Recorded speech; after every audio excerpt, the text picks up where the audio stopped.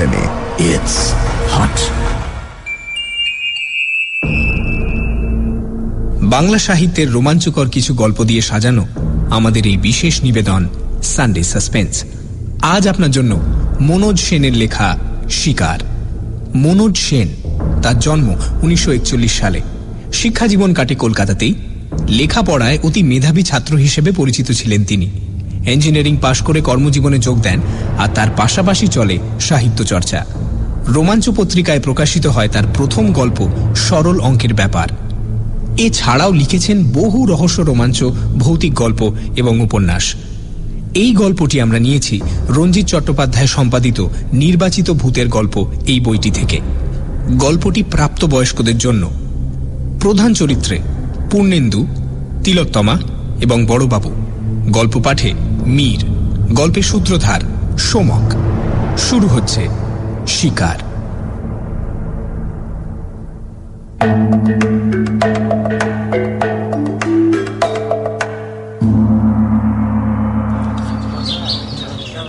আমি ঘরে ঢুকতেই বুঝতে পারলুম কিছু একটা হয়েছে। সবার মুখ থমথম করছে, বড়বাবুর তো বিশেষ করে। কি হলো রে বাবা, আমি কি কোনো অপরাধ করলুম? এমন জরুরি তলব, আর এখানে এসে এই অবস্থা। দরজার পাশেই কার্তিক দাঁড়িয়েছিল। জিজ্ঞেস করলুম, কি হয়েছে রে কেতো? কার্তিক বলল, বড়বাবু ডেকেছে। হ্যাঁ, যা বলবার উনি বলবেন। তারপর গলা চড়িয়ে বলল, বড়বাবু, বড়বাবু, বিদ্যাসাগর এসেছে। ও বড়বাবু। এখানে আমাকে সবাই বিদ্যাসাগর বলে ডাকে, কারণ আমি অপরাধের মধ্যে এমএটা পাশ করে বসে আছি। বাকি সবাই তো নাম সই করতে গেলে 3টে কলম ভেঙে টেকে একাকার করে, অবশ্য বড়বাবু ছাড়া। তার কথা আলাদা। দেবতা বলে যদি কেউ থাকে তো এই বড়বাবু। এর সঠিক নাম কি, কোথায় থাকেন তা আমরা কেউই জানি না, আমাদের জানবার কথাও নয়। তবে যেখানেই থাকুন সেটা যে স্বর্গ তাতে সন্দেহ নেই। দেবতাদের তো অসংখ্য নাম থাকে, এরও আছে। এসব নিয়ে মাথা আমরা ঘামাই নে, ঘামালে মাথাটা খোয়া যাবার সম্ভাবনাই বেশি। তবে এটুকু জানি, এরকম মানুষ ভূভারতে আর নেই। আমাদের সবাইকে উনি কেবল জীবন দিয়েছেন বললে কম বলা হয়। বলা উচিত বাঁচার মতো করে বাঁচতে শিখিয়েছেন। বিয়ে পাশ করে রাস্তায় রাস্তায় ঘুরে বেড়াচ্ছিলাম। একটা কুলির কাজ পেলে বর্তে যাই, তাও জুটছিল না। বিধবা মা আর ছোট বোনটাকে নিয়ে গড়পাড়ের ভাড়া বাড়ি থেকে উৎখাত হয়ে ভাসতে ভাসতে শেষ পর্যন্ত রাসবিহারীর ফুটপাথে। চোখের সামনে তখন অনন্ত অন্ধকার। তখন গিয়েছিলুম লেক গার্ডেন্স লেভেল ক্রসিং এ রেলে মাথা দিতে। এই কার্তিক আর দেবেন আমায় তুলে এনেছিল। বড়বাবু আশ্রয় দিয়েছিলেন। সে আজ বছর 6 আগেকার কথা। তারপর বোনের ভালো বিয়ে দিলাম। মা মারা গেলে ধুমধাম করে শ্রাদ্ধ করলাম। এখন ভাবছি সল্ট লেকে জমি কিনে একটা বাড়ি করব। তাই বলছিলাম আর কি, বড়বাবু মানুষ নন, দেবতা।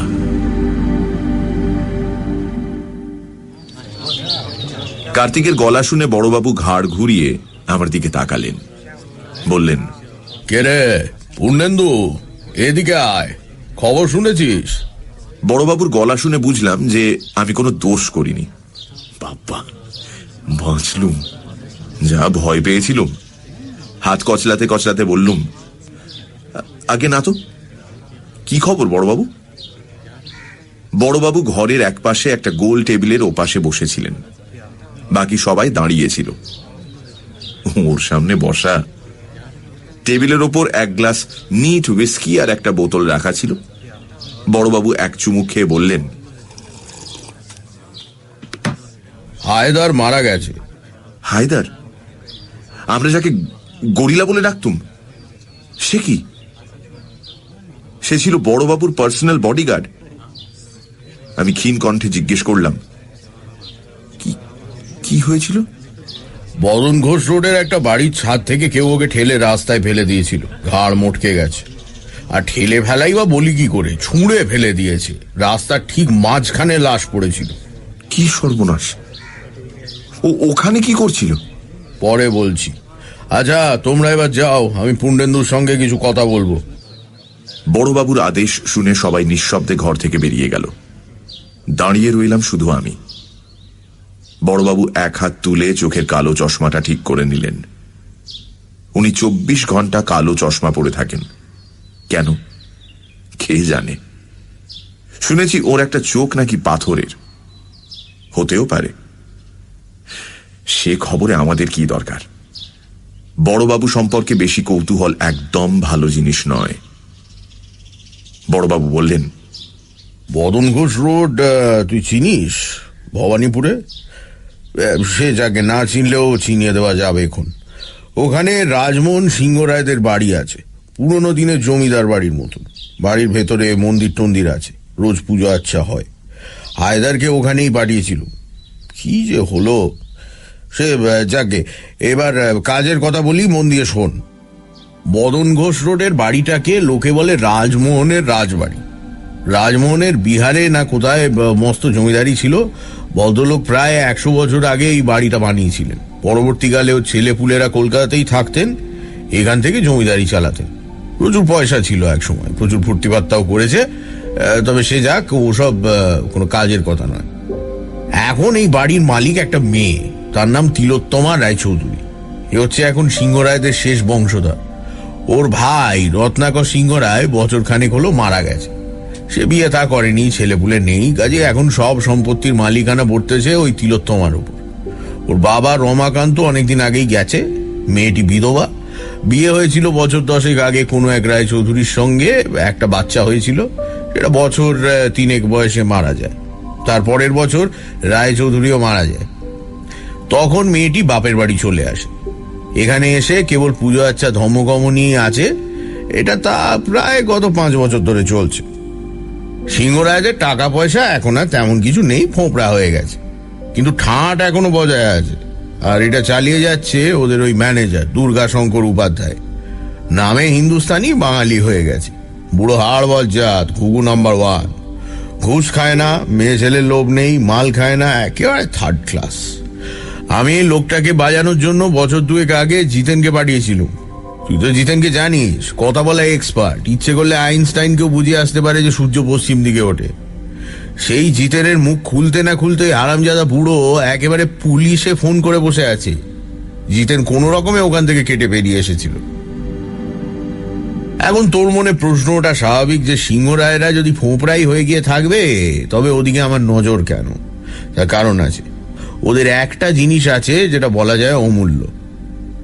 সেটা ওদের গৃহদেবতা, একটা বিষ্ণু মূর্তি। এই মূর্তিটা থাকে বাড়ির ভেতরে, কখনো বাইরে আসে না। বাইরের মন্দিরের যে বিষ্ণু মূর্তি, সেটা এই মূর্তিটার হুবহু নকল, কিন্তু নকলই। বাইরেরটা পাথরের, আসলটা অষ্টধাতু। বাইরের মূর্তিটার যেসব গয়নাগাটি আছে সেসব ঝুটো। আসলটায় যে কি আছে তা বলে দিতে হবে না। তার চেয়েও বড় হচ্ছে, মূর্তিটার বুকে একটা প্রকাণ্ড পদ্মরাগ মণি ফিট করা আছে, যেটাকে বলে কৌস্তব মণি। আমার নজর ওই মূর্তিটার দিকে।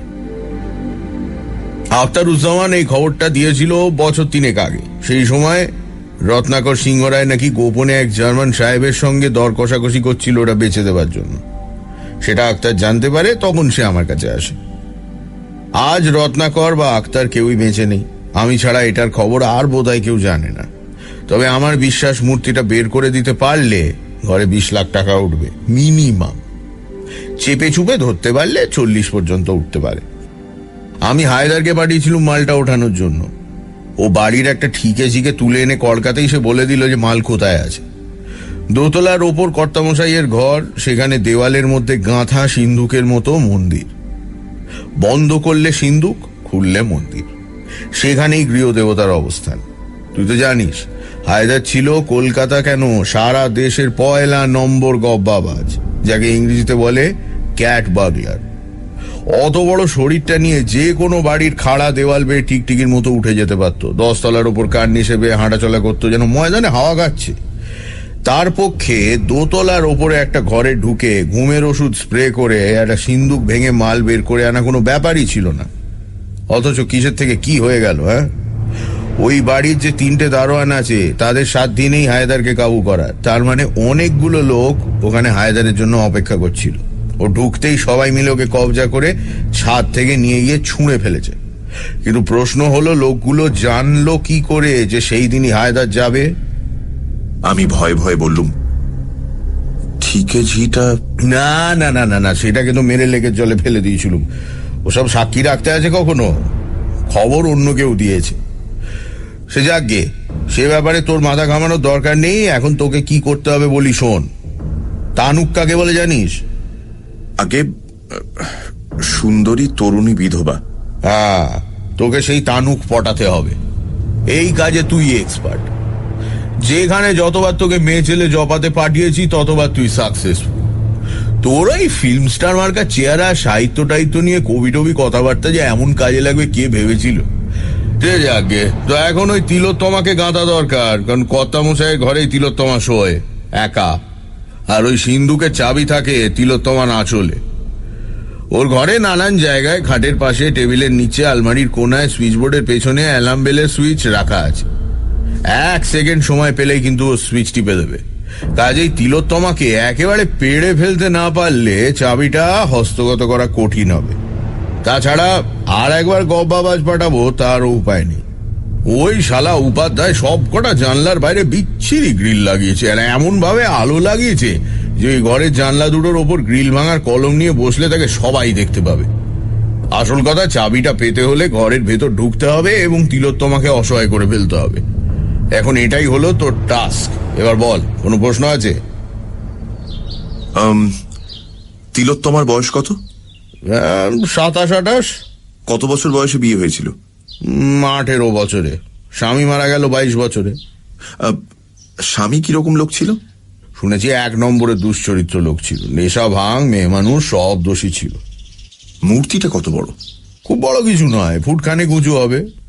একাই নিয়ে বেরিয়ে আসতে পারবি। কতদিন সময় দেবেন? তা নে না, তোর যত সময় দরকার তুই নে না, আমার কোনো তাড়া নেই।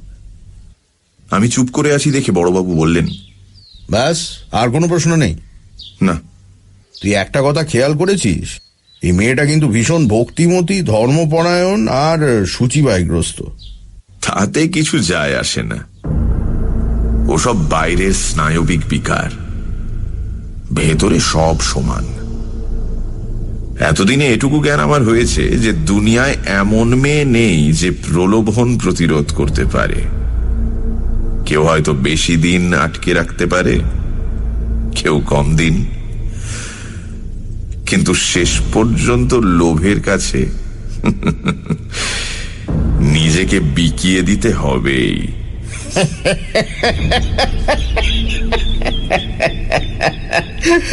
বাজি ছেলে, যা তৈরি হতে শুরু কর। তৈরি হতে মাস 4 সময় লাগলো। প্রথমে প্ল্যানটা ঠিক করা হলো। তিলোত্তমা দুঃখী মানুষ, কতটুকুই বা সুখের মুখ দেখেছে। অতএব আর একজন দুঃখী লোকের প্রতি তার সহানুভূতি চট করে জাগবে, এটাই স্বাভাবিক। এবার সেই সহানুভূতির রাস্তা ধরে তার কাছে এগোতে হবে, আস্তে আস্তে, দুঃখী দুঃখী ভাবে, ভবিষ্যতের সুখের একটা আবছা ছবি আঁকতে আঁকতে। ধীরে ধীরে সেই অলিক ছবিটাকে একটা সত্যিকারের রূপ দিতে হবে। অতএব প্রথমেই চুল আর দাড়ি কাটা বন্ধ করে দেওয়া গেল। যখন সেগুলো বেশ বড় হয়ে উঠল, তখন রোজ শ্যাম্পু করে করে যতদূর সম্ভব রুক্ষ করে তোলা হলো। মাস 2 খাওয়া দাওয়া প্রায় বন্ধ করে দিলাম।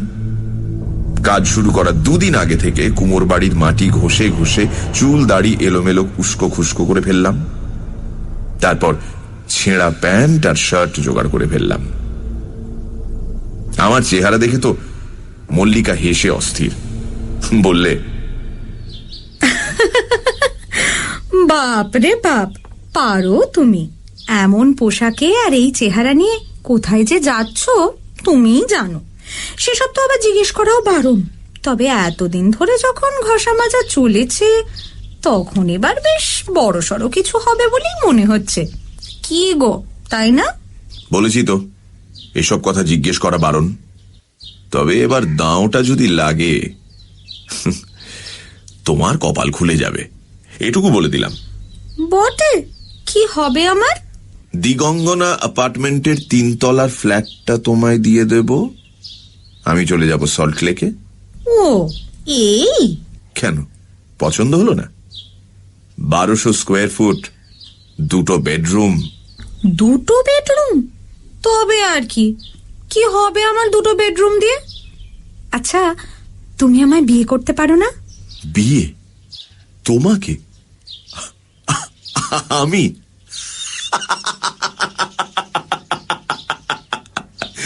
পাগল হয়েছ? হ্যাঁ, ফিল্মে নামিয়ে দিয়েছি, ভালো খাচ্ছ দাচ্ছ, ব্যাস ওই পর্যন্ত, তার বেশি আর হাত বাড়িও না। যাও। আমি জানতাম, আসলে তুমি একটা অমানুষ। তোমার বাইরেটা যেমন সুন্দর, ভেতরটা তেমনি কুৎসিত। তাহলে বিয়ে করতে চাওয়া কেন? বিয়ে করলে তো ভেতর বাহির সব সমান, তখন সেটা সইতে পারবে। তার চেয়ে এখন বাইরেটা নিয়ে আছো, সেটা নিয়েই থাকো। কুৎসিত যেটা, সেটা ভেতরেই থাক। বড়বাবুর সঙ্গে গাড়ি করে গিয়ে রাজমোহনের রাজবাড়ি দেখে এলুম। রাজবাড়ি কিচ্ছু নয়, তবে বেশ বড় বাড়ি। চারিদিকে 8 ফুট উঁচু পাঁচিল, পাঁচিলের মাঝখানে বর্ষার মতো দেখতে লোহার শিক লাগানো চওড়া গেট। গেটের পর মার্বেল পাথর বসানো উঠোন, তার এক পাশে মন্দির, অন্য পাশে বোধহয় অফিস ঘর। গেটের দুপাশে দারোয়ানের বসবার সিমেন্টের চেয়ার, ওপরে সিমেন্টের লাল সবুজ রং করা ছাতা। উঠোনের পেছনে টানা লম্বা দোতলা বাড়ি, সামনে কারুকার্য করা লোহার রেলিং বসানো বারান্দা, ওপরে সবুজ রং করা কাঠের ঝিলমিল, পেছনে সার সার দরজা। কটা ঘর বলা শক্ত। একতলায় বাড়ির মাঝখানে বারান্দায় ওঠার শ্বেত পাথরের সিঁড়ি, দোতলায় ওঠার সিঁড়িটা রাস্তা থেকে দেখা যায় না। বড়বাবু বললেন, গেটের ঠিক সামনে দোতলায় যে ঘরটা দেখছিস, ওটাই কর্তামশাইয়ের ঘর। তিলোত্তমা ওখানেই শোয়। আর একতলায় একদম ডান দিকে ঘরটা ওই হারামজাদা উপাধ্যায়। হেদারের লাশ কোথায় পড়েছিল? এই যে আমরা গাড়িটা যেখানে রেখেছি, ঠিক এইখানে। ওই বাড়ির ছাদ থেকে হেদারকে এত দূরে ছুঁড়ে ফেলেছিল? এ তো 10-12 জন তাগড়া লোকের কাজ। হ্যাঁ, তা তো বটেই। খবরটা যে কে ওগড়ালো, সে আগে লোক লাগিয়েছি, 2-1 দিনের মধ্যেই বের করব। তুই তোর কাজ শুরু করে দে, এই নিয়ে ভাবিস নি। যত তাড়াতাড়ি পারিস তিলোত্তমাকে ওড়ানোর চেষ্টা কর, বুঝেছিস? বলে বড়বাবু 2 সোনা বাঁধানো দাঁত বের করে নিঃশব্দে হাসতে লাগলেন।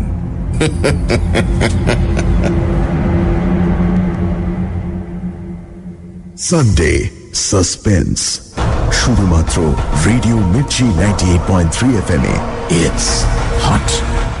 গল্পের পরবর্তী অংশ ব্রেকের পর।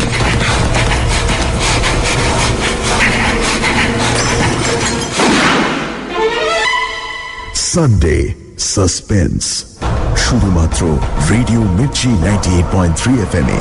It's hot.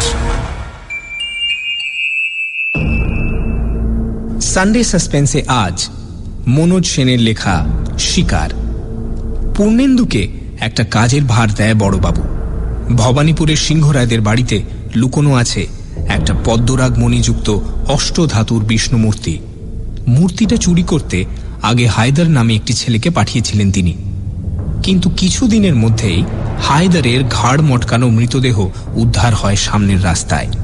তাই কাজের ভার এবার পূর্ণেন্দুর ঘাড়ে। বাড়ির কর্ত্রী তিলোত্তমা দেবীকে প্রেমের জালে বশ করে সেই মূর্তি তাকে হাতাতে হবে। তারপর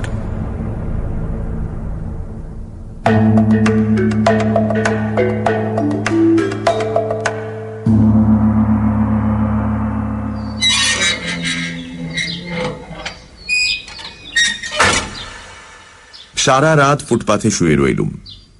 ভোরবেলা একটা রোগা পটকা দারোয়ান গেট খুলে দিল। তখন দেখি 2-4 জন বুড়ো বুড়ি ফুল টুল হাতে ভেতরে যাচ্ছে। আমিও তাদের সঙ্গে সঙ্গে ভেতরে ঢুকলাম, মাথা নিচু করে। মন্দিরটা দেখলাম খুব বড় নয়, আর নেহাত ছোটও নয়। মূল বিগ্রহের ঘরের সামনে একটা বড় সড়ো চৌকো বারান্দা আছে, শ্বেত পাথরে মোড়া। তার চার কোণে চারটে কারুকার্য করা থামের ওপর একটা ছাদও আছে। আমি সিঁড়ি বেয়ে সেই বারান্দায় উঠে একটা থামে ঠাসান দিয়ে মাটিতে বসে উদাস দৃষ্টিতে বিগ্রহের দিকে চেয়ে রইলাম। আর কোনো দিকে তাকালাম না। কে এলো কে গেল সেদিকে কোনো খেয়ালই নেই। পুরুত মশাই পুজো করলেন, কি সব জল টল ছেটালেন, ভক্তেরা প্রসাদ নিল, আমি কিন্তু বসেই রইলাম। সন্ধেবেলা দারোয়ান এসে আমাকে বাইরে চলে যেতে বলল। আমি বেরিয়ে গেলাম। প্রথম দিন কেউ আমাকে লক্ষ্যই করল না। দ্বিতীয় দিন লক্ষ্য করলেন পুরুত মশাই। টের পেলাম পুজো করছেন, ঘুরছেন ফিরছেন, আর বারবার আমার দিকে তাকাচ্ছেন। আমার কিন্তু কোনো দিকে খেয়াল নেই, দৃষ্টি বিগ্রহের দিকে।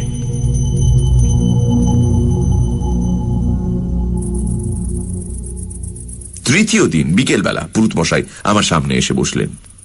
নানা প্রশ্ন, আমি কে, কোথায় থাকি, এখানে বসে আছি কেন, ইত্যাদি ইত্যাদি। আমি কোনোটারই জবাব দিলাম না। শেষে খুব করুণ সুরে শুধু বললাম, আমি এখানে বসে থাকলে যদি আপনার কোনো অসুবিধে না হয় তাহলে আমায় বসে থাকতে দিন। আমার কথা শুনে পুরুত মশাই অত্যন্ত লজ্জিত হলেন। চতুর্থ দিন দুপুরবেলা একটি দারোয়ান এসে আমার সামনে দাঁড়ালো, বলল, আমার সঙ্গে আসুন, ম্যানেজার বাবু ডাকছেন। আমি দীর্ঘশ্বাস ফেলে উঠে কম্পিত পদে উঠোন পার হয়ে অফিস ঘরে গেলাম।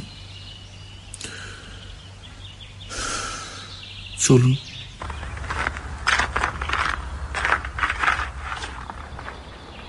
দুর্গা শঙ্কর উপাধ্যায়কে দেখে মনে হলো ম্যানেজার না হয়ে সংস্কৃতের পণ্ডিত হলে মানাতো ভালো। ফর্সা টকটকে রং, পাকা ভুরু, পাকা গোঁফ, মাথায় সামান্য কটি পাকা চুলে ঘেরা প্রকাণ্ড টাক, পরনে সাদা পাঞ্জাবি আর ধুতি। অফিস ঘরের একপাশে একটি অতি প্রাচীন টেবিলের উল্টো দিকে এক অতি প্রাচীন চেয়ারে পিঠ সোজা করে বসেছিলেন। প্রশ্ন করলেন, এই যে তুমি বাঙালি? আমি নিঃশব্দে ওপরে নিচে মাথা নাড়লাম। তো তুমি রোজ এখানে এসে বসে থাকো কেন? হ্যাঁ, কে তুমি, কি চাও? আমার নাম পূর্ণেন্দু ভট্টাচার্য। আমি এই পর্যন্ত বলে মাথা ঘুরে অজ্ঞান হয়ে মেঝের ওপর পড়ে গেলাম। সময় জানি না, তবে অনেকক্ষণ বাদে জ্ঞান ফেরার পর বললাম, আমি এসব খাবার খাবো? অফিস ঘরের একটা চেয়ারে আমি তখন বসে, চুল দাড়ি তখনও ভিজে। আমার সামনে টেবিলের উপর ভাত আর পঞ্চব্যঞ্জন। আমার সামনে দাঁড়িয়ে উপাধ্যায় আর কয়েকজন কর্মচারী। উপাধ্যায় বললেন, হ্যাঁ, সব খাবে। ডাক্তারবাবু বললেন 3-4 দিন নাকি তোমার খাওয়া হয়নি। আমি নিঃশব্দে কিছুক্ষণ কাঁদলাম।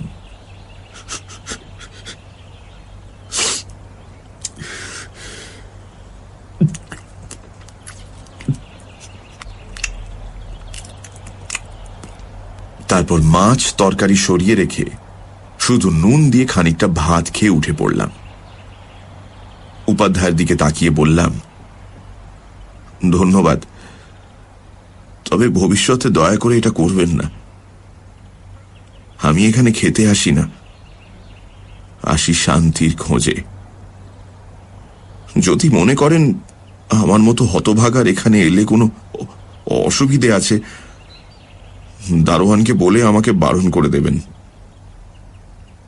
বলে ক্লান্ত পায়ে আস্তে আস্তে ঘর থেকে বেরিয়ে গেলাম। উপাধ্যায় খুব একটা বিচলিত হয়েছেন বলে তো মনে হলো না। কঠিন কণ্ঠে বললেন, তা বাপু এখানেই শান্তি পাবে এরকম কথা তোমার মনে হলো কেন? ঘুরে দাঁড়িয়ে বললাম, শান্তি পাবো কি পাবো না তা তো জানি না, তবে খুঁজতে দোষ কি? বহু জায়গাতেই তো খুঁজলাম, পাইনি তো। তবে হ্যাঁ, আপনাদের পুরুত মশাইয়ের সংস্কৃত উচ্চারণ বড় খারাপ, খুব কানে লাগে বলে আবার ফিরে গিয়ে মন্দিরের বারান্দায় বসলাম। ডাক এলো সেদিন বিকেল বেলা। একটি কাজের মেয়ে এসে বলল, এই যে দিদিমণি তোমাকে ডাকতিছেন। বুঝলাম, সময় হয়েছে কাছে যাবার।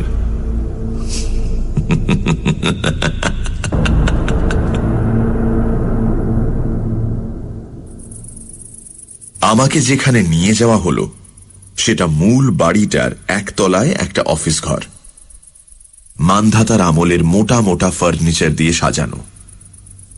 এটাই ছিল কর্তামশাইদের পার্সোনাল অফিস। ঘরটার একপাশে একটা অতিকায় সেক্রেটারিয়েট টেবিল, তারই সামনে দাঁড়িয়েছিল তিলোত্তমা, আমার শিকার। পাশে উপাধ্যায়, আষাঢ়ের মতো গম্ভীর মুখে। শিকারটিকে দেখে বেশ খুশি হলাম। শিকার হওয়ায় তো এমনি, সুন্দরী তো বটেই, কিন্তু কি ব্যক্তিত্ব! কেবল শুভ্র বসনে বা গায়ের রঙে নয়, তপক্লিষ্ট মুখ, ঘন কালো চোখ বা রক্তিম ঠোঁট ঘিরে জলজল করছে একটা শান্ত, দৃঢ় এবং দুর্ভেদ্য জ্যোতি। লম্বা শরীরে সামান্য মেয়েদের ছোঁয়া লেগেছে, কিন্তু তাতে ক্ষতি হয়নি। এমন শিকার না হলে খেলায় আনন্দ কোথায়? বড়বাবুর অত হাসির কারণটা বুঝলাম। তার প্রিয় শিষ্য আমি ওই পাথর কঠিন সৌন্দর্যটা ছিঁড়ে ছিঁড়ে টুকরো টুকরো করছি, সে দৃশ্য কল্পনা করেই ওনার অত পুলক হয়েছিল।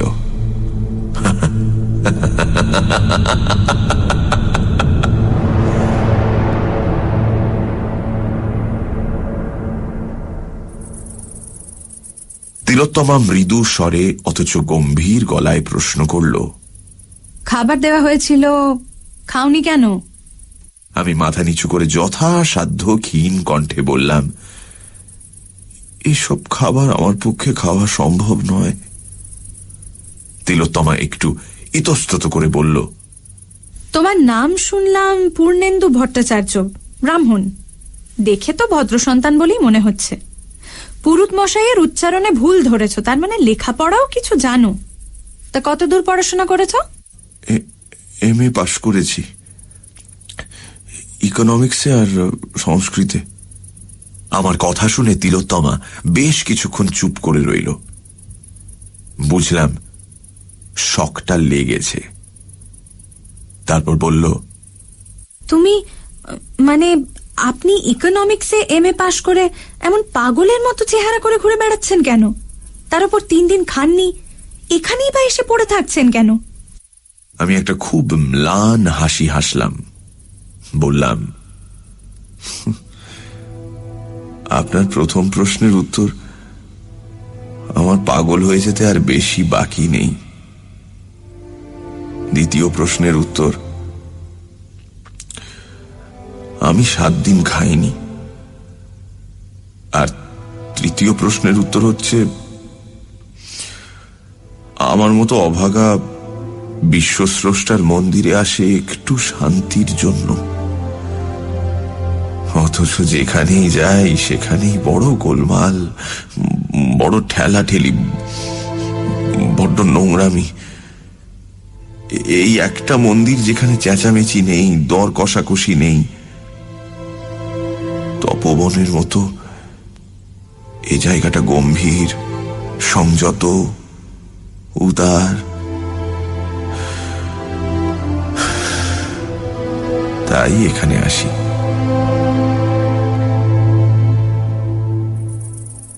চট করে চোখ তুলে দেখে নিলাম তিলোত্তমার মুখের রেখাগুলো নরম হয়ে এসেছে।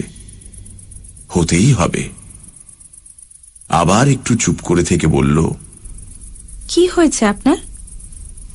আমি আবার সেই পাণ্ডুর হাসিটি দিলাম। বললাম, আপনি সেসব জেনে কি করবেন?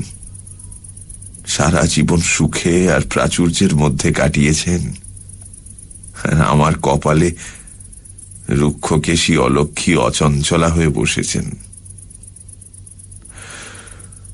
এখন শুধু দিন গুনছি কবে তিনি মরণ ফাঁসিটি টানবেন, সেদিন বাঁচব। মুক্তোর মতো দাঁত বের করে হাসল তিলোত্তমা। বলল, আপনি ভাবছেন আপনার চেয়ে দুঃখী এই পৃথিবীতে আর কেউ নেই, তাই না? আপনার এই ধারণা কিন্তু ভুল। আপনি বলুন আপনার কথা, আমি শুনব। তারপর অনেক অনুরোধ উপরোধ ইত্যাদির পর আমার জীবন কাহিনীটি বললাম। আহা, কি কাহিনী! হিন্দি সিনেমাওয়ালারা পেলে লুফে নিত। গল্পটা এরকম। আমার বাবা ছিলেন গরিব স্কুল টিচার, সংস্কৃতের সেকেন্ড পণ্ডিত। আমরা থাকতুম গড়পাড়ে, একটা ভাঙা বাড়ির একতলায় দুটো ঘর নিয়ে। 18 বছর বয়সে যখন উচ্চ মাধ্যমিক পরীক্ষা পাশ করলুম, তখন বাবা মারা গেলেন। বাড়িওয়ালা শ্রাদ্ধের পরদিন আমাদের ঘাড় ধরে বাড়ি থেকে বের করে দিলেন। এ পর্যন্ত সত্যি ঘটনা। তারপর আমি মা আর ছোট বোনকে নিয়ে গিয়ে উঠলাম মধ্য কলকাতার এক বস্তিতে। সারাদিন কখনো কুলিগিরি করে, কখনো ছোট ছোট মাল বিক্রি করে অতি কষ্টে সংসার চালাতে চালাতেও রাস্তার আলোয় পড়াশোনা করে বিএ পাশ করলাম। তখন একটা চাকরি পেলাম একটা ওষুধের কারখানায়, কেরানির কাজ, অ্যাকাউন্টস ডিপার্টমেন্টে। 500 টাকা মাইনে। এত টাকা জীবনে কখনো দেখিনি। উত্তরপাড়ায় একটা 2 কামরার ঘর ভাড়া করে সেখানে সবাই মিলে উঠে গেলাম। মা জোর করে ধরে বিয়ে দিয়ে দিলেন।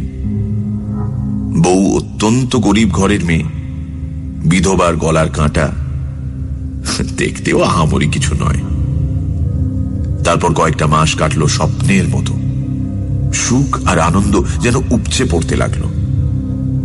আমার ভাগ্য অলক্ষী আড়ালে হাসলেন। আঘাতটা এলো হঠাৎ। আমাদের কারখানায় একদিন সন্ধেবেলায় ডাকাত পড়ল।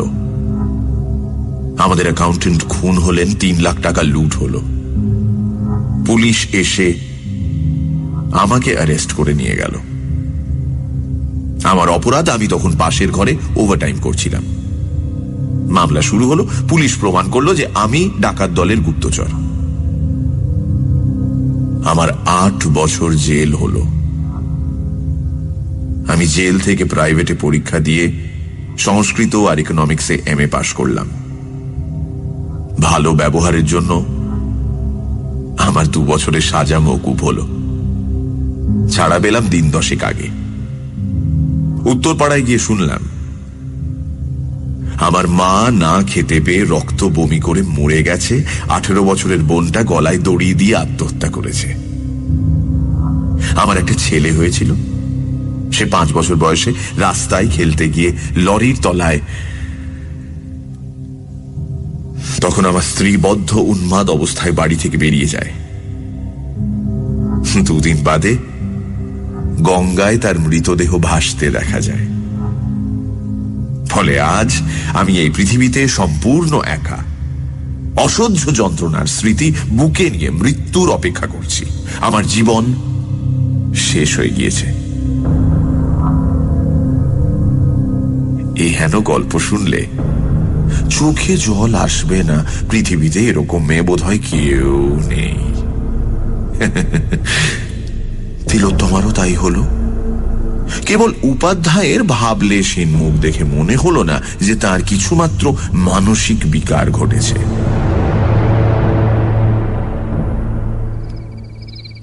সজল কণ্ঠে তিলোত্তমা বলল, আপনার ধারণা জীবন শেষ হয়ে গেছে, তাই না? না, জীবন শেষ হয় না। প্রত্যেক দিন সকালে আমাদের নতুন জীবনের শুরু হয়। আপনারও হয়। এবং হবে। জ্যাঠামশাই, মন্দির ট্রাস্টের একটা পোস্ট তো খালি আছে, পূর্ণেন্দু বাবুকে ওই কাজটা দিন না। উনি চাকরিও করবেন, মন্দিরেরও দেখাশুনো করবেন। উপাধ্যায় কঠিন গলায় বললেন, অজ্ঞাত কুলশীলস্য বাসদেয়ং না কসাচিত। হ্যাঁ, অজ্ঞাত কুলশীল ব্যক্তিকে কখনো আশ্রয় দেবে না, তার উপরে জেল খাটা আসামি। আশ্রয় তো দূরস্থান, তার মুখদর্শনও পাপ। দিদিমণি, আপনার চাকরি আপনারই থাক। ওর যদি আপত্তি থাকে তাহলে কাল থেকে আমাকে আর দেখতেও পাবেন না। কেবল আপনার কাছে দুটো সহানুভূতির কথা শুনে গেলুম, এই স্মৃতিটি মৃত্যু পর্যন্ত মনে থাকবে। এবার তাহলে অনুমতি দিন। না, দাঁড়ান, যাবেন না। জ্যাঠামশাই, ওর যদি কোনো অসৎ উদ্দেশ্য থাকতো তাহলে জেল খাটার অংশটুকু তো না বললেই পারতেন, তাই না? আর অজ্ঞাত কুলশীল হবেন কেন? ওর বাড়ির ঠিকানা আর অফিসের ঠিকানায় খোঁজ নিয়ে দেখুন না। উনি যা যা বলছেন তার মধ্যে যদি কোনো ফাঁকি থাকে তাহলে সেটা প্রমাণ হয়ে যাবে। যাক, বাঁচা গেল।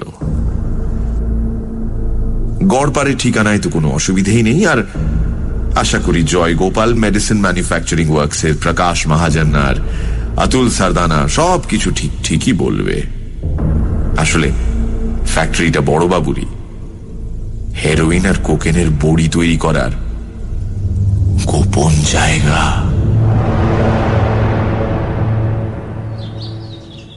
আমার বাসস্থান ঠিক হলো উপাধ্যায়ের পাশের ঘরে।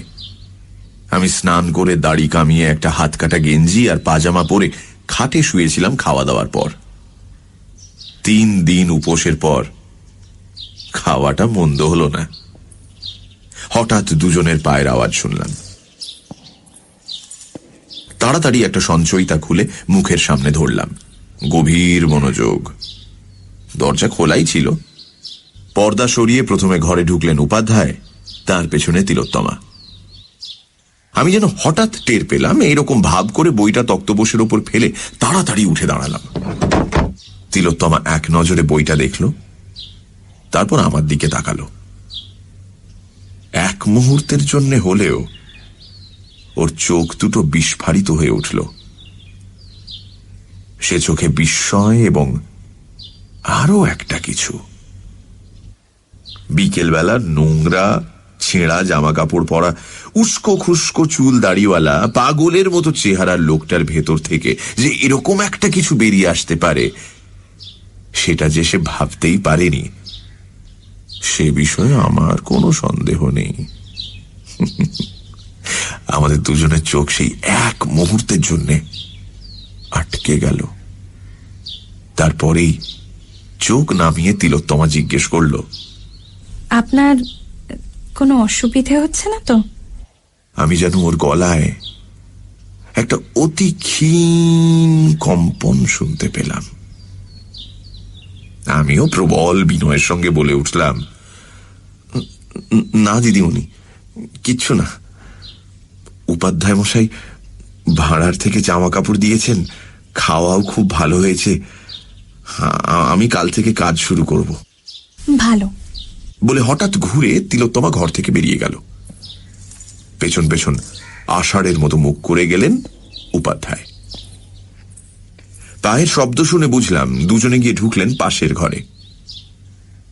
দেয়ালে কান লাগিয়ে শুনলাম তিলোত্তমা বলছে, আহা, আপনি মিছি মিছি ভয় করছেন জ্যাঠামশাই। আমি তো লোকটির কোনো বদমতলব দেখতে পাচ্ছি না।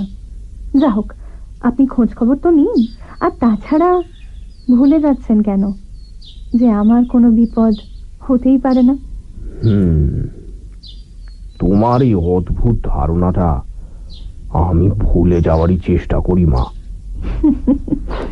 তিলোত্তমা হেসে উঠল। সেই হাসির শব্দ বুকে নিয়ে আমি খুশি খুশি মনে ঘুমোতে গেলাম। কেবল একটা কথা খচখচ করতে লাগলো, তিলোত্তমার কোনো ক্ষতি হতে পারে না কেন? এই কথার অর্থ কি? সানডে সাসপেন্স শুধুমাত্র রেডিও মির্চি 98.3 FM এ ইটস হট। গল্পের পরবর্তী অংশ ব্রেকের পর।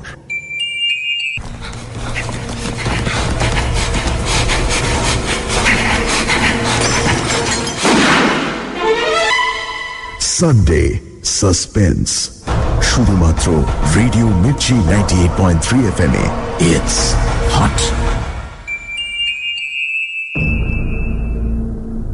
সানডে সাসপেন্সে আজ মনোজ সেনের লেখা শিকার। রাস্তার এক দুঃখী ভিখারি সেজে সিংহরায়দের বাড়িতে ঢুকে পড়ে পূর্ণেন্দু। নানা মিথ্যে কথা এবং অভিনয়ের ছলে খুঁজে পায় তিলোত্তমা দেবীর সহানুভূতি। দুর্গাশঙ্কর এই ব্যাপারে তিলোত্তমাকে সাবধান করতে গেলে তার সন্দেহ হেসে উড়িয়ে দেয় তিলোত্তমা। সে নিশ্চিত এই বাড়িতে তার কোনো বিপদ হতে পারে না। তারপর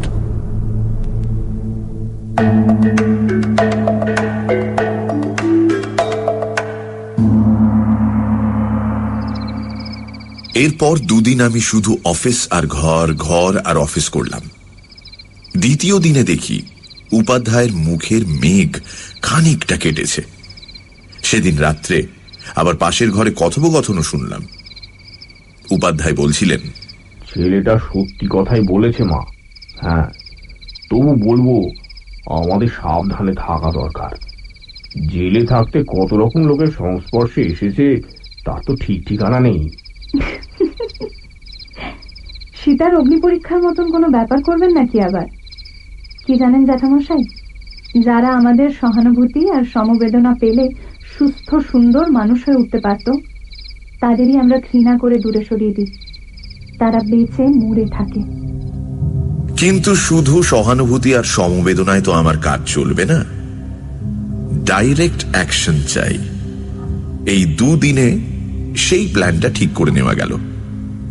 তিলোত্তমার প্রাত্যহিক জীবনযাত্রার একটা সময়সূচি করে ফেললাম। দেখলাম সে খুব ভোরে ওঠে। সূর্য ওঠার একটু পরে সে স্নান করে নিচে নেমে আসে। আমাদের ঘরের পেছনে একটা বেশ বড় ফুলের বাগান আছে। সেখানে কিছুক্ষণ বেড়ায়, ফুল তোলে। পুরুত মশাই এলে যায় মন্দিরে। গেট খোলার আগে পুজো করে ফিরে আসে। তারপর ওপরে চলে যায়। কাগজপত্র সই করানোর জন্য উপাধ্যায় ওপরে যায়। আর কারুর ওপরে যাবার অধিকার নেই। শুনলাম সারাদিন তিলোত্তমা নাকি হয় পুজো আচ্চা করে, নয়তো লাইব্রেরি ঘরে বসে পড়াশোনা করে। উপাধ্যায়ের আদেশে রাত 9টার মধ্যে আমাদের শুয়ে পড়তে হয়, কিন্তু দেখেছি অনেক রাতেও তিলোত্তমার ঘরে আলো জ্বলে। সকাল থেকেই শুরু করা গেল প্ল্যানের প্রথম পর্ব। 3-4 দিন বাদে একদিন ভোরবেলা সিন্ধু ভৈরবীতে বাঁধা একটা মীরার ভজন গাইতে শুরু করলাম। কাহা সে আয়ে বদরা ঘুলতা যায় কজরা, কাহা সে আয়ে বদরা। জানলার পর্দাটা সামান্য ফাঁক করে রাখলাম তিলোত্তমার উপর গানের এফেক্টটা কি হয় সেটা দেখবার জন্য। আমার গলা ভালো। বড়বাবুর কৃপায় ওস্তাদ বাদল মিয়ার কাছে রীতিমতো তালিম নিয়েছি।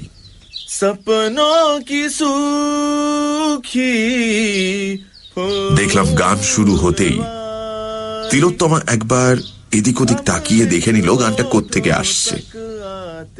তারপর যেন ওর বেড়ানোয় একটা ছন্দ পতন ঘটল। একটু ইতস্তত ঘুরলো, 2-1 ফুল গাছের সামনে দাঁড়ালো, তারপর একটা বকুল গাছের নিচে একটা বেদির ওপর মাথা নিচু করে বসে পড়ল।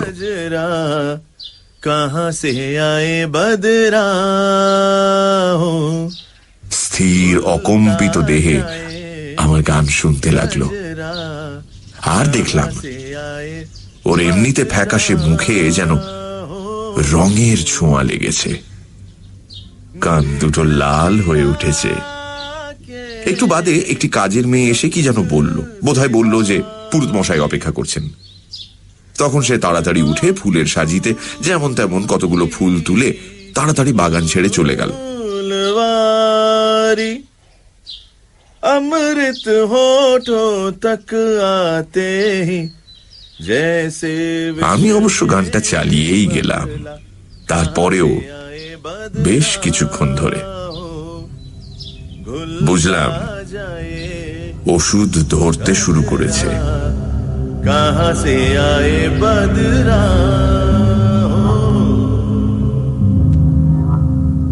এরপর 4-5 দিন এই গানই চলল।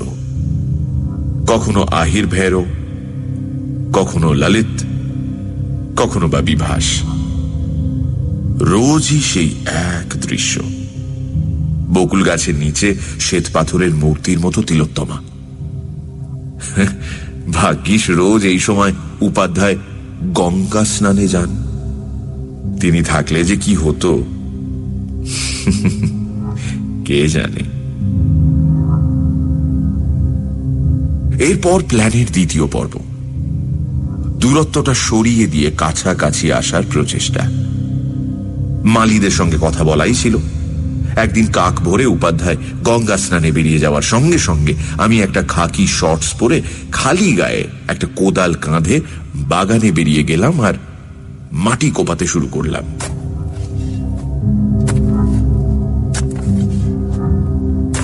যখন সূর্য উঠল ততক্ষণে আমার সর্বাঙ্গ ঘামে ভিজে চকচক করছে। সবকটা মাসল অবলীলায় খেলে বেড়াচ্ছে। তিলোত্তমার আসার পথের দিকে পেছন করে আমি এক মনে মাটি কোপাতে লাগলাম।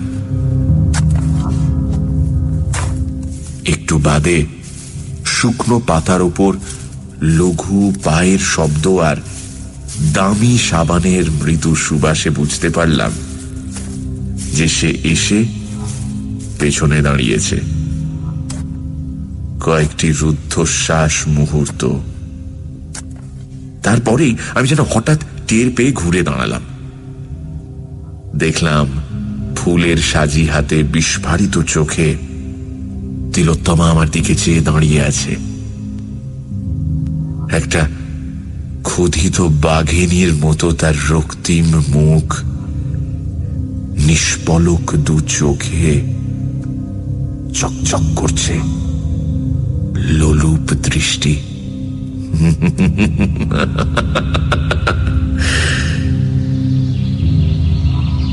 আমি খুব অল্প সময় সেই দৃশ্যটা উপভোগ করে বলে উঠলাম,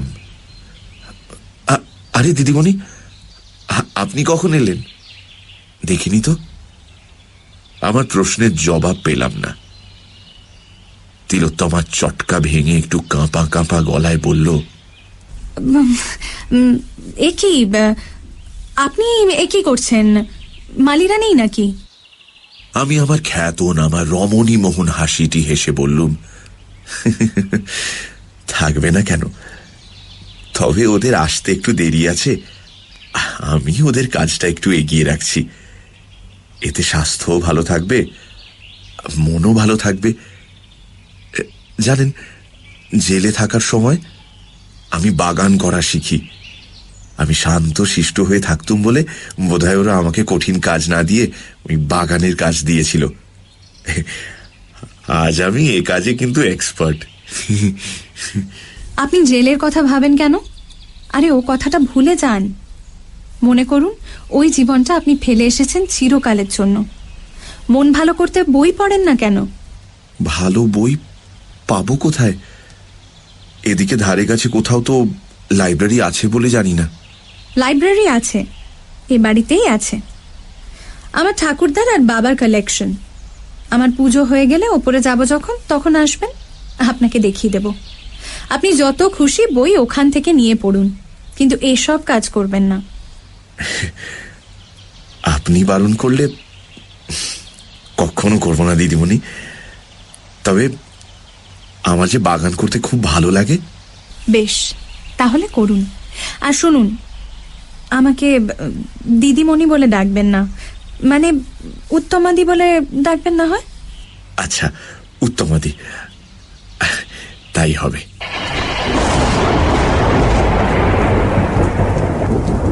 সেদিন সারাদিন আমি ওপরে যাবার কোনো চেষ্টাই করলাম না। বিকেলের দিকে নামলো তুমুল বৃষ্টি।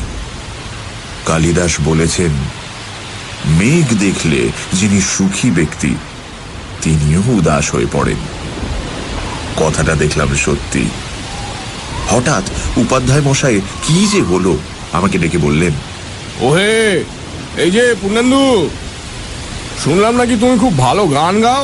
হ্যাঁ, তা একটা বর্ষার গান শোনাও না। হ্যাঁ, আমি তো তৎক্ষণাৎ রাজি। বারান্দায় বসে ধরলুম মিয়া কি মলহার।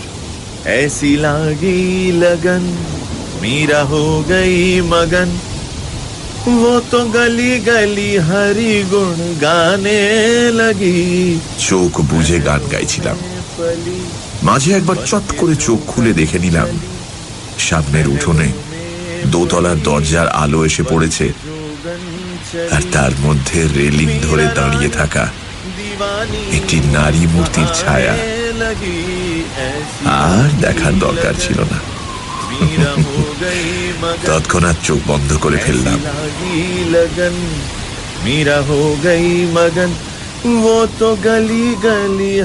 সেই রাতে খুব তাড়াতাড়ি দোতলার আলো নিভে গেল।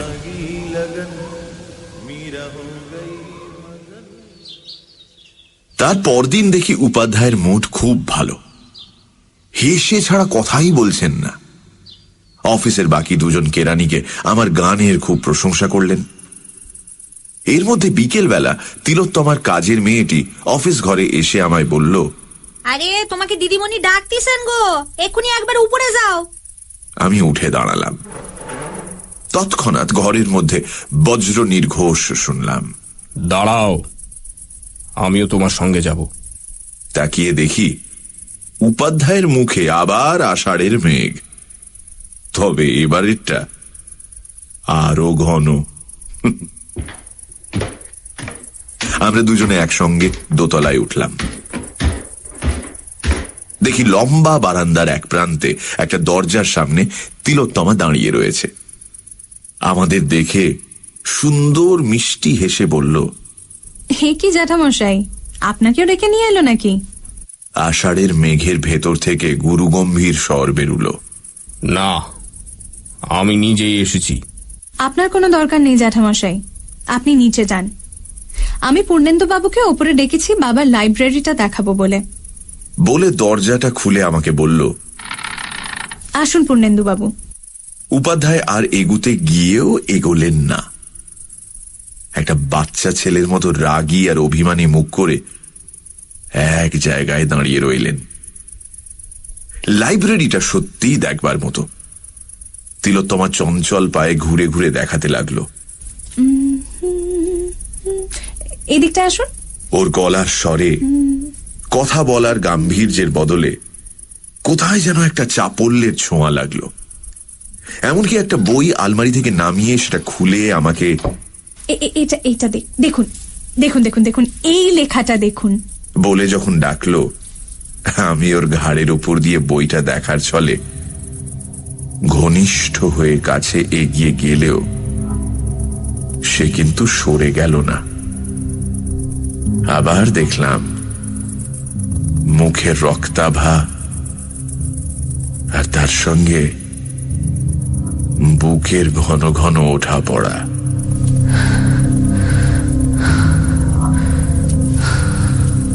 আমি বইটা হাতে নিয়ে বললাম, চমৎকার, এটা আমি নি। তিলোত্তমা ঘাড় কাত করলো, কিন্তু কোনো শব্দ করলো না। আমি ঘর থেকে বেরিয়ে এলাম। দেখি উপাধ্যায় এক জায়গায় একভাবে দাঁড়িয়ে আছেন। উনি আমার হাতের বইটা আর চোখে দেখলেন। তারপর আমরা দুজনে একসঙ্গে নিচে নেমে গেলাম।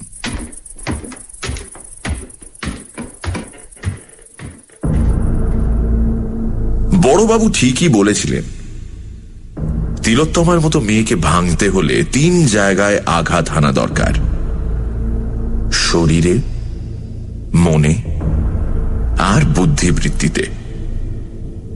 সে কাজটি বেশ সুচারুরূপে করা গেছে বলেই তো মনে হচ্ছে। ওই শুভ্র, কঠিন আর পবিত্র মূর্তিটা দিব্যি নড়বড়ে হয়ে এসেছে। এবার একটা ঠেলা দিলেই হুড়মুড় করে মুখ থুবড়ে পড়বে তাতে কোনো সন্দেহ নেই। তবু আরো কিছু সংবাদ সংগ্রহ করা দরকার। সাবধানের মার নেই তো।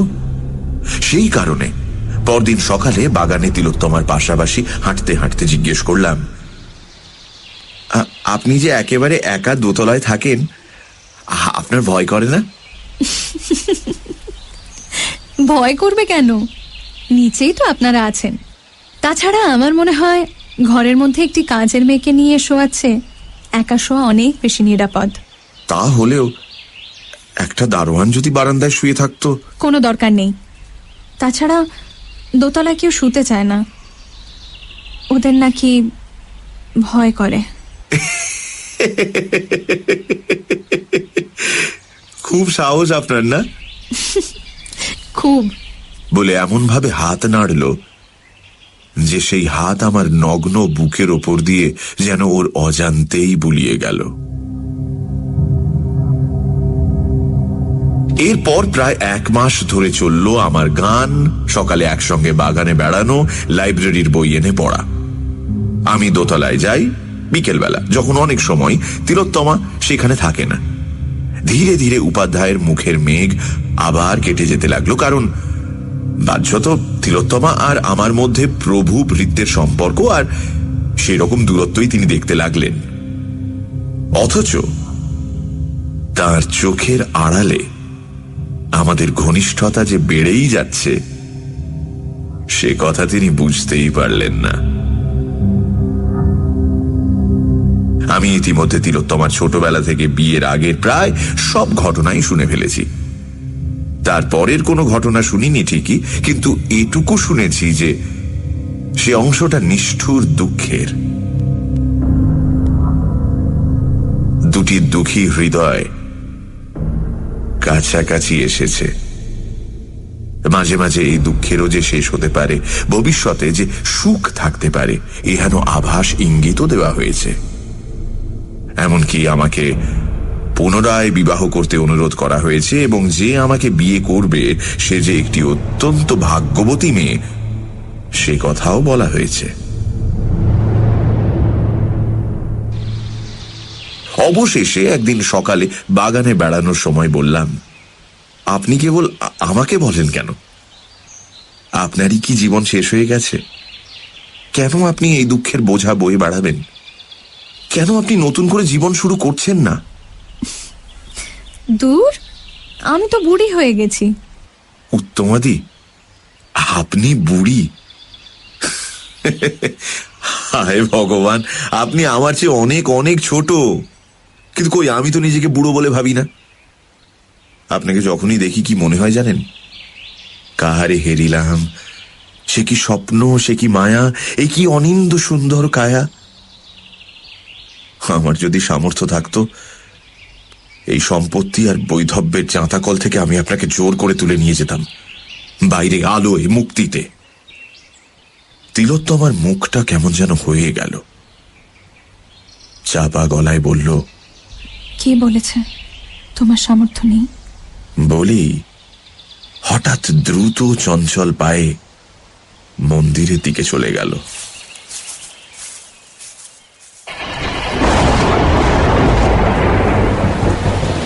সেই রাতে তুমুল বৃষ্টি নামল। ঘন ঘন বাজ পড়ার শব্দে চারদিক যেন কেঁপে উঠতে লাগলো। আমরা তাড়াতাড়ি খেয়ে নিলাম, তাড়াতাড়ি শুয়েও পড়লাম। একটু বাদে দেয়ালে কান লাগিয়ে শুনি উপাধ্যায় মশাইয়ের প্রবল নাক ডাকা শুরু হয়ে গেছে।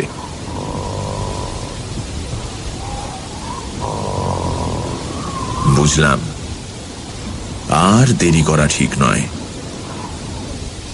আজই রজনীতে হয়েছে সময়।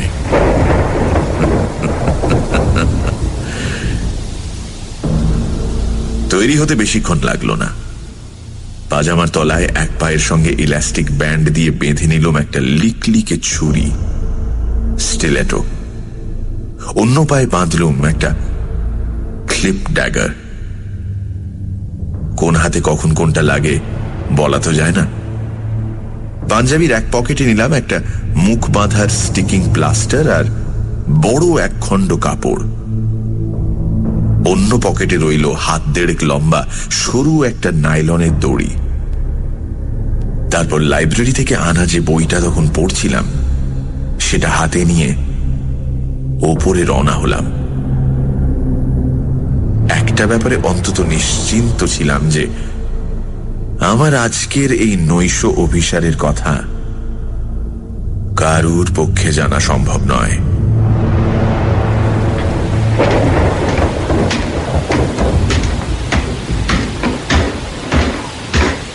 দোতলায় উঠে দেখি তিলোত্তমার ঘরে তখনও আলো জ্বলছে, দরজা বন্ধ।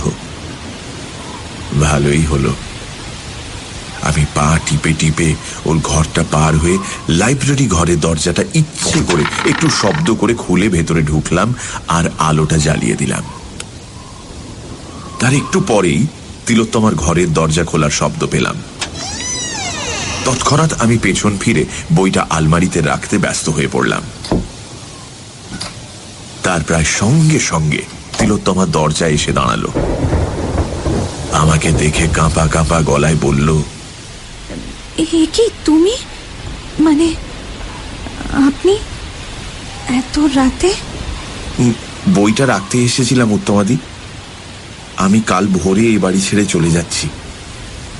তিলোত্তমা দুপা ভেতরে ঢুকে এলো, বলল, সে কি? কেন? আমি ভীষণ পাপ করেছি উত্তমাদি। যিনি আমাকে মৃত্যুর মুখ থেকে তুলে এনেছেন, আশ্রয় দিয়েছেন, সমবেদনা আর সহানুভূতি দিয়ে আমার দুঃখ মেটাবার চেষ্টা করেছেন, আমি তার সম্পর্কে কুচিন্তা করেছি। এ বাড়িতে তারপর আমার আর থাকার অধিকার নেই। নরকেও স্থান হবে না আমার। তিলোত্তমা আরো দুপা এগিয়ে আমার বুকের সামনে এসে দাঁড়ালো।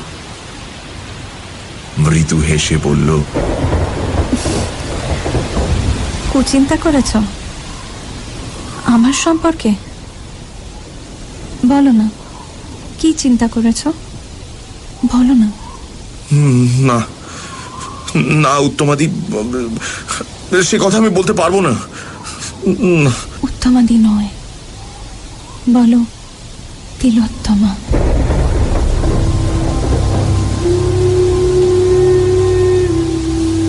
আমি তৎক্ষণাৎ প্রবল আলিঙ্গনে ওকে জড়িয়ে ধরে বলতে লাগলাম, তিলোত্তমা, তিলোত্তমা, তিলোত্তমা। কিন্তু আমার মনে তখন একটা সমস্যা। এই অবস্থায় আমি এক্ষুনি তিলোত্তমাকে খুন করে ফেলতে পারি, একটা শব্দও করার সুযোগ পাবে না। তারপর চাবিটা হস্তগত করা কোনো ব্যাপারই না। সেটাই করব না আগে এমন সুন্দরী মেয়েটাকে উপভোগ করে নেব?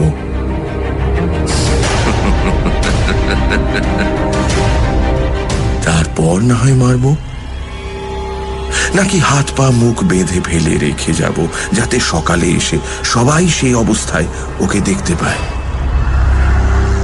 তখন মজাটা আরো জমবে। মনে হলো শেষ প্রস্তাবটাই সবচেয়ে ভালো। সবাই দেখুক পবিত্রতার কি হাল হতে পারে। তখন আমি দুহাতে ওকে কোলে তুলে নিয়ে শোবার ঘরের দিকে রওনা দিলাম। তিলোত্তমা আমার হাতের উপর নববধূর মতো থরথর করে কাঁপতে লাগলো আর বিড়বিড় করে কি সব যেন বলতে লাগলো। আমাকে শক্ত করে ধরো, আমাকে ছেড়ে যাবে না তো? ওসব আমি আজকাল আর শুনি না। সব মেয়েই দেখেছি এরকম সময় ওই একই কথা বলে। এতদিন বাদে কাউকে এত কাছ থেকে পেলাম আমি। ওকে নিয়ে শোবার ঘরে এসে খাটের সামনে ওকে দাঁড় করিয়ে দিলাম। প্রথমেই শুইয়ে দিলে ব্যাপারটা রসিয়ে রসিয়ে খেলানো যাবে না। আমার সারা গায়ে বিদ্যুৎ খেলে যাচ্ছে পূর্ণেন্দু। আমাকে শক্ত করে ধরো, শক্ত করে, আরো কাছে, তারপর ওর বুকের আঁচলটা নামিয়ে দিয়ে একটা মুগ্ধ মুখভঙ্গি করে বললাম, তিলোত্তমা, তুমি সত্যি তিলোত্তমা। এরকম একটা বোকা বোকা কথা শুনেও তিলোত্তমা কিন্তু রেগে গেল না, বরং লজ্জা ভরা মুখ তুলে আধ বোঝা চোখে বলল, দরজাটা বন্ধ করে দাও প্লিজ। বলে দরজার দিকে তাকিয়েই একটা আর্তনাদ করে উঠে তাড়াতাড়ি আঁচলটা বুকে তুলে দিল। আমার প্রথমেই মনে হলো বন্দুক হাতে উপাধ্যায় দরজায় এসে দাঁড়িয়েছেন। আমি একটু সামনে ঝুঁকে যাতে চট করে পা থেকে একটা ছুরি খুলে নিতে পারি দরজার দিকে ঘুরে দাঁড়ালাম। হরি হরি, কোথায় উপাধ্যায়? দেখি বছর তিনেকের একটা ফর্সা গোলগাল মেয়ে ঘরে ঢুকেছে। মেয়েটির নিষ্পাপ মুখ, এক মাথা কোঁকড়া কোঁকড়া চুল, বড় বড় কালো চোখ, আর পরনে একটি কুটোও নেই। ই আবার কে রে বাবা, কার মেয়ে? আমি সহাস্যে তিলোত্তমার দিকে চেয়ে বললুম, এই কে গো? তিলোত্তমা কিন্তু হাসল না। নিষ্পলক বিস্ফারিত চোখে মেয়েটির দিকে চেয়ে বলল, ও শিখা, ও শিখা। শিখা আবার কে? ওর নাম হওয়া উচিত ছিল ঝামেলা। দেখি ওকে এখন তাড়ানো যায় কিনা। এই ভেবে আমি বাচ্চাটির কাছে গিয়ে নিচু হয়ে ওর মুখের কাছে মুখ এনে বললুম, খোকি, এই বৃত্তির মধ্যে নাংটু হয়ে ঘুরতে নেই, যাও যাও তোমা, ঘরে যাও, যাও। বলতেই মেয়েটি হঠাৎ হাত বাড়িয়ে আমার চুলের মুঠি ধরে আমাকে পাশের দেয়ালে আছড়ে ফেলল। ব্যাপারটা এমন আচম্বিতে হলো যে আমার মুখ থেকে একটা শব্দ বেরোলো না। আমার মাথা ঝনঝন করে উঠল। আমি স্তম্ভিত বিস্ময় অনড় হয়ে পড়ে রইলুম।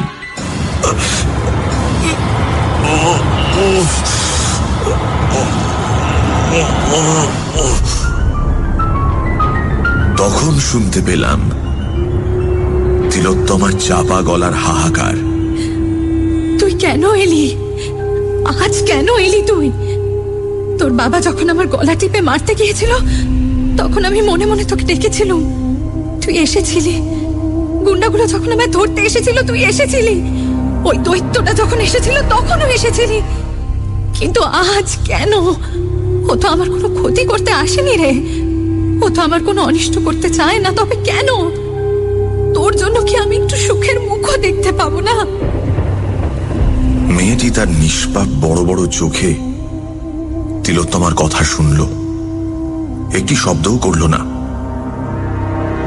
তারপর হঠাৎ আমার দিকে এগিয়ে এসে আমার একটা ঠ্যাং ধরে অবলীলাক্রমে আমার বিশাল শরীরটা টানতে টানতে তিলোত্তমার পায়ের কাছে ফেলে দিল। বিনা বাক্য ব্যয়ে আমার পাজামার দুটো পা আমার হাঁটুর ওপর তুলে দিল। ছুরি দুটো বেরিয়ে পড়ল। এবার তিলোত্তমার দ্বিতীয়বার আর্তনাদ করার পালা। বাচ্চা মেয়েটা অতঃপর আমার পাঞ্জাবির দু পকেট থেকে অন্যান্য জিনিসপত্র বের করে তিলোত্তমার সামনে ফেলে দিল। তিলোত্তমা তখন একটা প্রবল কান্নায় খাটের উপর ভেঙে পড়ল।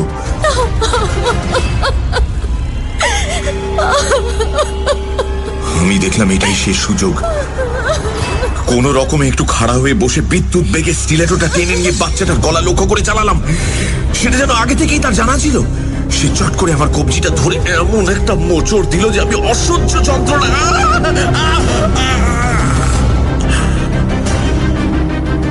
কি কষ্টে যে চিৎকারটা আটকালাম সে শুধু আমিই জানি। কেবল আমার গলা থেকে একটা বিকৃত আওয়াজ বেরোলো।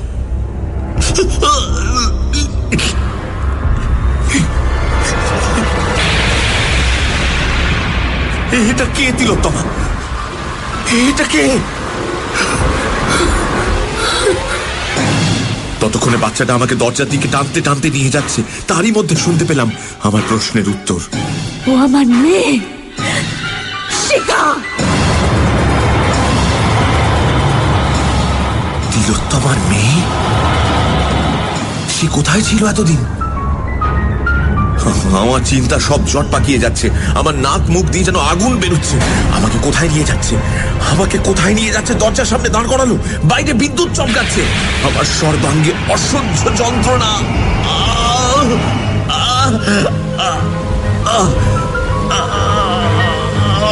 আমি পালাতে চাই, এখান থেকে পালাতে চাই। হঠাৎ আমার পেছনে একটা প্রচন্ড আঘাত লাগলো।